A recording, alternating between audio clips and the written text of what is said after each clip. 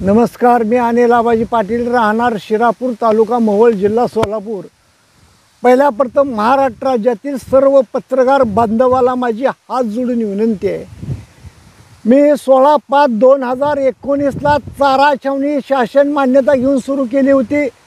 6 वर्ष झालं मी पाठपुरावा करतो। माझ्या गीर गाईचे 246 गीर गाईचं अनुदान प्रशासनानं अद्याप दिलेलं नाही। मी मुंबईला गेलो, नागपूरला गेलो, नाही त्याचे उंबरठे झिजवले। मी एवढी निवेदन दिली ती, त्या निवेदनं जर गोळा केली तर मी त्या निवेदनात जळ एवढी निवेदनं प्रशासनाला दिली ती, परंतु प्रशासनानं माझी दखल घेतली नाही। मी 25/6ला प्रशासनाला एक पत्र दिलंय, माझे पैसे जर 5 ते 10 दिवसात नाही दिले तरी मी माझ्या शेतात गांजा लावणार।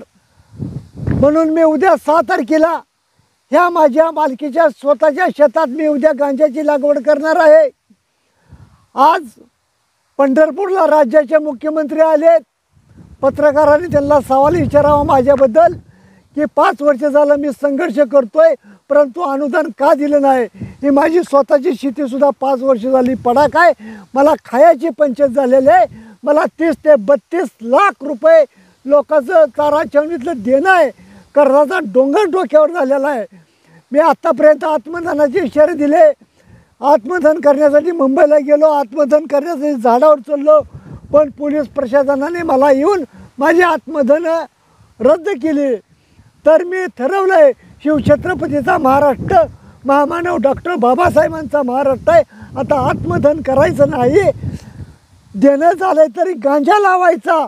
हा गांजा काय नशासाठीच वापरला जात नाही, ह्याच्यापासून औषधं बनतात, त्या औषधासाठी वापरावा। म्हणून मी उद्याच्याला 6 तारखेला दुपारी 2:50 ह्या माझ्या शेतात गांजाची लागवड करणार आहे। हे प्रशासनाने मला परवानगी दिली असं गृहीत धरून उद्याच्याला माझ्या या स्वतःच्या मालकी शेतात मी गांजाची लागवड करणार आहे। तरी पत्रकार बांधवांनी, सर्व पत्रकारांना माझी विनंती आहे हात जोडून, का तर मी गांजाची लागवड केल्यावर माझ्यावर प्रशासनाने कुठलीच कारवाई करू नये, ही माझी नम्रतेची विनंती प्रशासनाला आहे। जय हिंद, जय महाराष्ट्र।